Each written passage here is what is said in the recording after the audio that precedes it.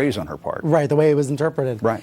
You do quote sources on the record and also on background anonymously. You quote an unnamed senior White House official saying, quote, "The president's insane." Was that person speaking literally or figuratively? I think he was venting his frustrations, this particular official. We sat down one afternoon to talk about how things were going with this particular source's area of expertise. I don't want to get too deeply into that, but plopped down in the seat in front of me and said, "The president's insane." And I later went back and talked to this official and said, "Well, why did you say that?" And this official said, "You know, really, I was just frustrated with the president's lack of understanding about the Constitution, the constraints placed on the presidency, you know, guardrails that were put in place by our founding fathers.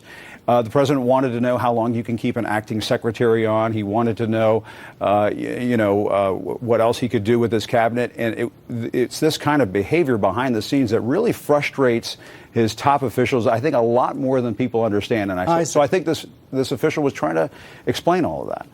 You mentioned Kellyanne Conway. Her husband, George Conway, continues to say the president is mentally unwell, unfit. Take a look at his latest tweets from today saying the president should resign and seek psychological treatment. I commented that the tweets are astonishing coming from the husband of a top White House official. And Conway wrote back and said, "What's astonishing is the media's and the nation's utter failure to confront the fact that we have a psychologically unwell and unfit president."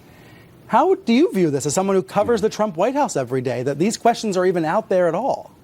Well, I get asked this question from time to time. I tell folks, Brian, I'm not a psychiatrist, so I can't assess the president's mental state. But I will tell you my sense of it is, covering him for a pretty long period of time now, is that he's more crazy like a fox. And, you know, for example, I talk about in the book, you know, Steve Bannon explains in an interview that I had with him that, you know, what Trump tries to do is really control the narrative by saying sensational things that sound wild and nutty sometimes. And he does this because he knows it dominates the news cycle. And so that makes it a priority for us in the news business to talk about him nonstop. And he loves that, and he capitalizes that. Well, about that, do you have any regrets? You said some White House aides do. Do you have any regrets? Do I have any regrets? You know, I wish at times that the press had been a bit more in solidarity with one another and standing up to this White House and saying, listen, you know, the president can't call us the enemy of the people. We're not going to go along with that. And I think we've missed some opportunities here and there to challenge that. I will say one of the things that I'm most grateful for during this experience is how just about every news organization in Washington and here in New York stood behind us here at CNN when they took away my press pass. That was a very important First Amendment case, and I talk about it in the book. Had the Trump administration won that case, Brian, it would have sent shockwaves through our industry. It would have put a real chilling effect on the First Amendment in this country.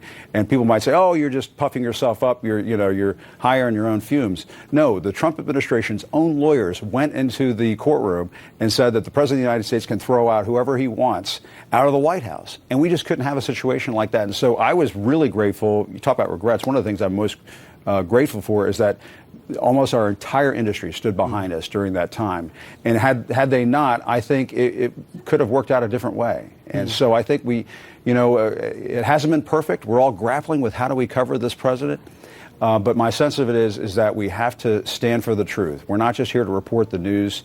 We're here also to defend the truth. And when you have a president who has made 10,000 false or misleading statements since the beginning of his administration, that makes us fact checkers in real time. It puts us in a position where, unlike the Republicans who controlled the government for 2 years, sort of makes the fourth estate, the press, really the check on a presidency that sometimes goes outside the bounds of normal presidential behavior. Are you tired? Am I tired? Maybe after this is all said and done with the book tour, maybe I'll take a little bit of a break. Okay. But I love this job, Brian, as you do, and I feel like this is such an important time. And the challenge that we're up against, I talk about how the truth is worth the fight. I deeply and passionately believe that. Brian, I know you're a father. I'm a dad. I don't want our kids to grow up in a country where it's okay to say the press is the enemy. And I know that sounds corny, and it sounds like, oh, Jim's just getting on a soapbox. It's not taking a stand on a political issue. No, it's taking a stand on an American issue. It's not. We should not be called the enemy of the people. You're not my enemy. I'm not your enemy. Trump supporters are not our enemy.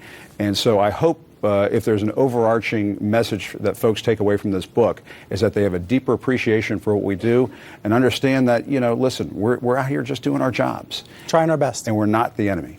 Jim, thanks for being here. Thank you, Brian. The book is Appreciate The Enemy of the People. It's out on Tuesday. And before we go, let's put the graphic